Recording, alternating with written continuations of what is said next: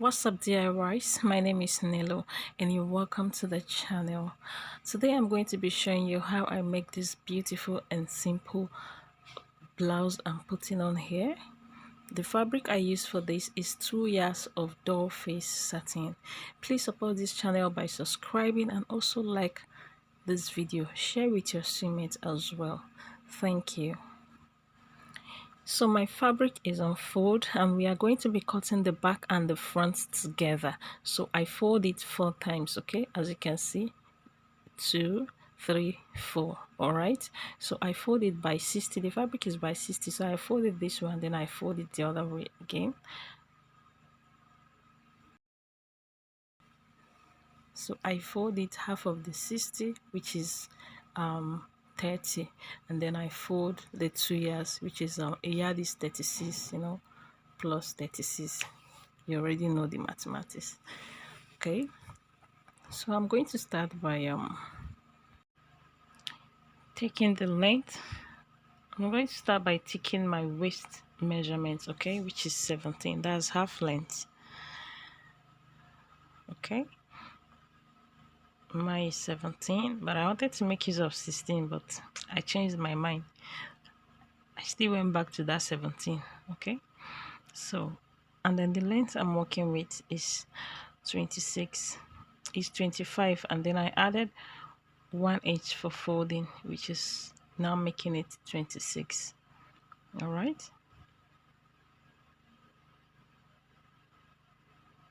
Okay, what I make use of is 26 plus 1 inch for folding, that is 27. Okay, you can use any length of your choice, but the length I am working with is 26.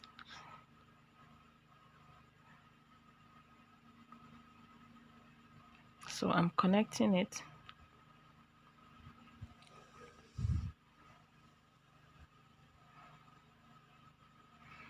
So I'm going to connect my waistline now.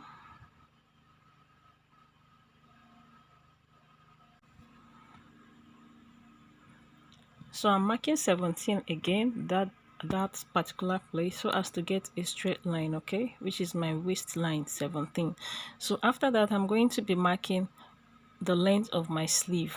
So the length I'm working with is 25 plus 5 inches, because you're going to be adding elastic to it and it's going to bounce back.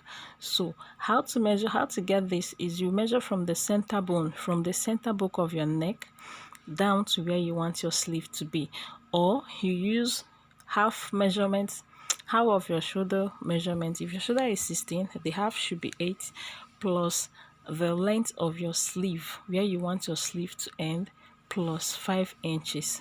Okay, maybe you want your sleeve to end as 20, plus the 8 inches of your shoulder, making it 28, plus extra 5 inches again. Okay, so mine I'm working with almost 30. All right, so now I'm going to take my neck. The neck I'm working with is 4 inches, and then that's the neck width, and then the depth, the deep is going to be 3.5. Okay, so I'm going to curve it.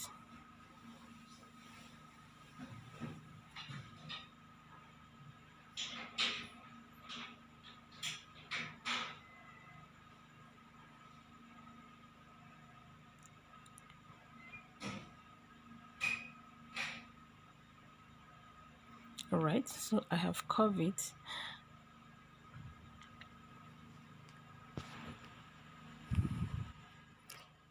So I'm going to shift you so that you'll be seeing where I marked the length of my sleeve. Okay, from there to there is the length of my sleeve. Okay, from the neck to that point there, you're seeing a white chalk is the length of the sleeve. Okay, so I'm trying to adjust the camera so you will see what I'm doing. All right, so I'm going to connect it with a straight line. That is the sleeve, the length of my sleeve, and that is going to be my arm opening. Okay, so I'm going to come down by 2 inches there, and then I'll take my waist circumference, divide by 4. All right, quarter of my waist, I'm going to be taking quarter of my waist plus 1 inch for sewing allowance. Okay, and I'm also going to be taking quarter of my hip circumference. Okay, plus 1 inch sewing allowance.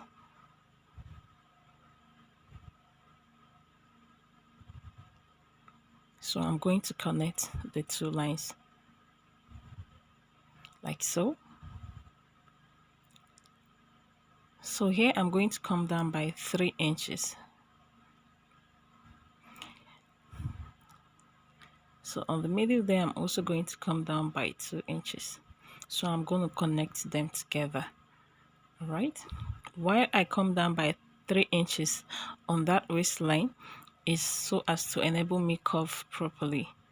So I'm going to curve now.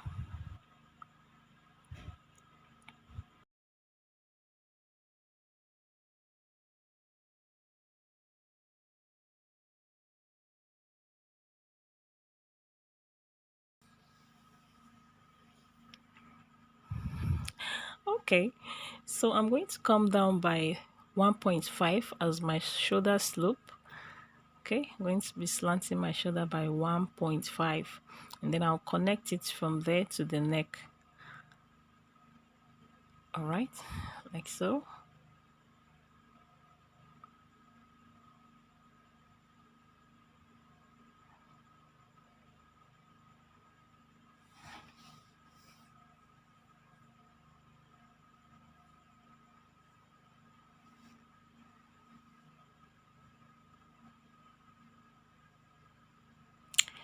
So that is all, guys. I'm going to be cutting it out now.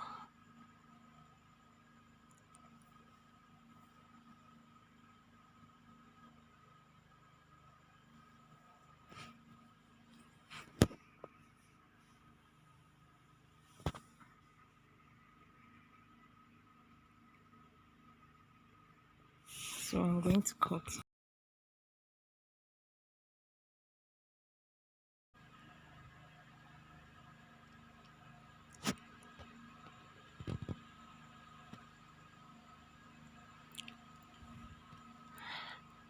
All right, guys. This is what we have after cutting. So I'm going to take off one side of the shoulder, all right, because one side of the shoulder is slope. So I'm going to mark 5 inches this way. Sorry guys, my camera stopped. So what I did was to mark 5 inches this way, and then I connected it with a curve like so.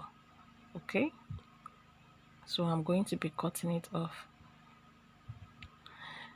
So I have cut it out, and now I'm going to be marking my facing. Okay, so I place the blouse on the facing and I'm tracing it like this. Okay, I'm tracing the neck of the blouse on the facing material. Okay,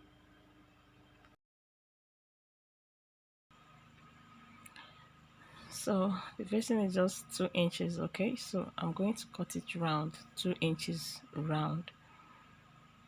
Okay,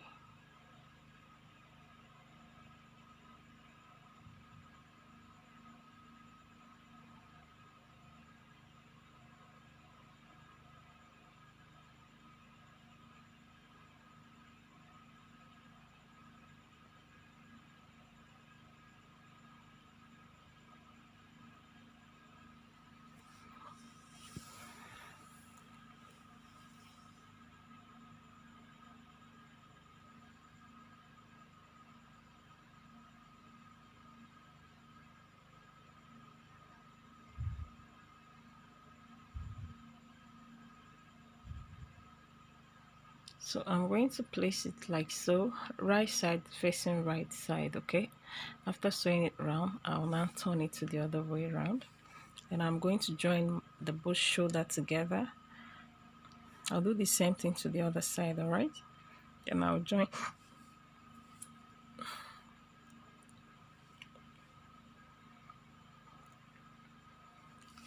and I'm going to join the shoulder and the sides. Okay, I'll join the two shoulders like this, then I'll leave this arm opening and then I'll join this side.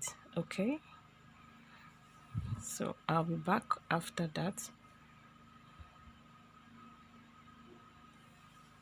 So guys, I'm done joining them together. This is the facing. I'm still going to tag it or use hemming gum on it. I've not ironed it though. So I've also fold the sleeve. I fold the sleeve and also the down part of it. All right, so I left 1 inch opening. All right, from there I'm going to be passing the elastic. Okay, so the elastic I'm working with is 9 inches. That's my wrist circumference is 9 inches, so I minus 2 inches. So my wrist circumference is 10 inches, so I minus 2 inches. So what I'm making use of is 8 inches. Okay, so I'm going to use pin to pass it round.